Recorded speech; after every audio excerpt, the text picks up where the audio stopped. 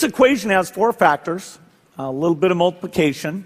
So you've got a thing on the left, CO2, that you want to get to zero, and that's going to be based on the number of people, the services each person's using on average, the energy on average for each service, and the CO2 being put out per unit of energy. So let's look at each one of these and see how we can get this down to zero. Probably one of these numbers is going to have to get pretty near to zero. That's back from high school algebra, but let's take a look. First, we've got population. The world today has 6.8 billion people. That's headed up to about 9 billion. Now, if we do a really great job on new vaccines, healthcare, reproductive health services, we could lower that by perhaps 10 or 15%.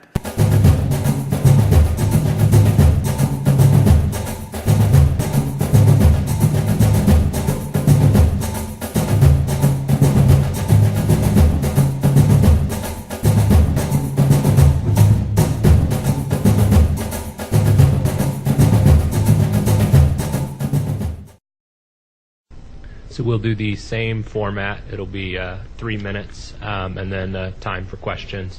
We'll start with Mr. Chaitkin. Anton Chaitkin. I'm a historian and the history editor for Executive Intelligence Review. President Obama has put in place a reform apparatus reviving the euthanasia of Hitler Germany in 1939 that began the genocide there.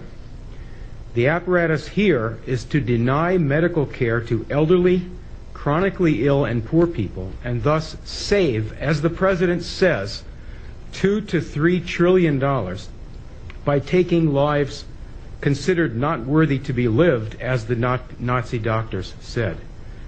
Dr. Ezekiel Emanuel and other avowed cost cutters on this panel also lead a propaganda movement for euthanasia headquartered at the Hastings Center, of which Dr. Emanuel is a fellow. They shape public opinion and the medical profession to accept a death culture such as the Washington state law passed in November to let physicians help kill patients whose medical care is now rapidly being withdrawn in the universal health disaster. Dr. Emanuel's movement for bioethics and euthanasia and this council's purpose directly continue the eugenics movement that organized Hitler's killing of patients and then other costly and supposedly unworthy people. Dr. Emanuel wrote last October 12th that a crisis, war, and financial collapse would get the frightened public to accept the program. Hitler told Dr. Brandt in 1935 that the euthanasia program would have to wait until the war began to get the public to go along. Dr. Emanuel wrote last year that the Hippocratic Oath should be junked. Doctors should no longer just serve the needs of the patient. Hoche and Binding, the German eugenicists, exactly said the same thing to start the killing. You on the council are drawing up the procedures list to be used to deny care, which will kill millions if it goes ahead in the present world crash. You think, perhaps, the backing of powerful men, financiers, will shield you from accountability, but you are now in the spotlight. Disband this council and reverse the whole course of this Nazi revival now. Thank you.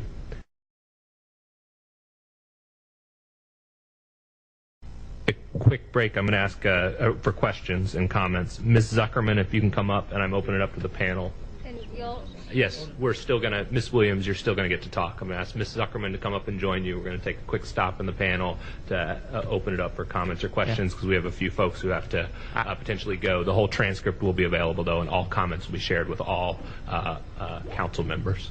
I apologize that I have to go back to an important meeting. I do want to just clarify one thing about my own, since my reputation has been besmirched here, is I think I do have a very long record of writing against the legalization of euthanasia. So the association of me and that seemed a little strange, given, I don't know, at least 30 years or 25 years of writing on the topic against the legalization. So just to clarify the record for everyone in the room. Thank you. Can we, that you're opposed to assisted suicide, but that you are in favor of the withdrawal of medical care, which accomplishes the same thing.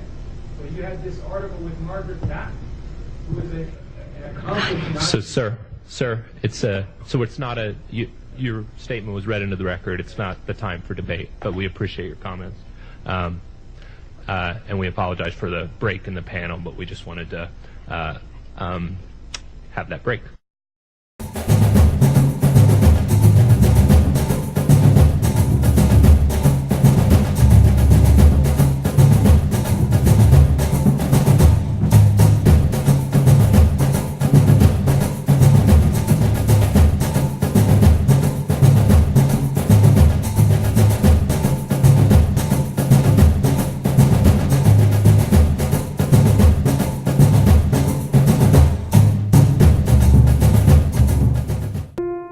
Every year, millions of imperfect babies are born, destined for a life of struggle and hardship.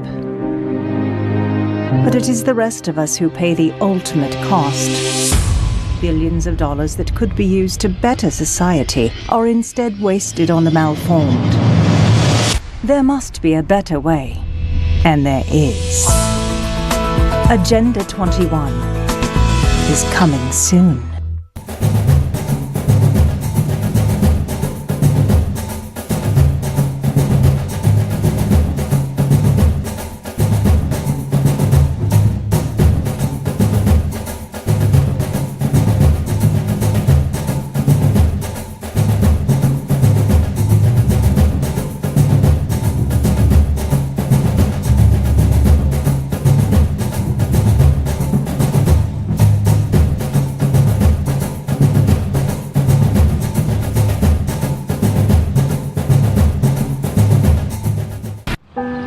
The Earth just cannot handle the sheer number of humans who live here.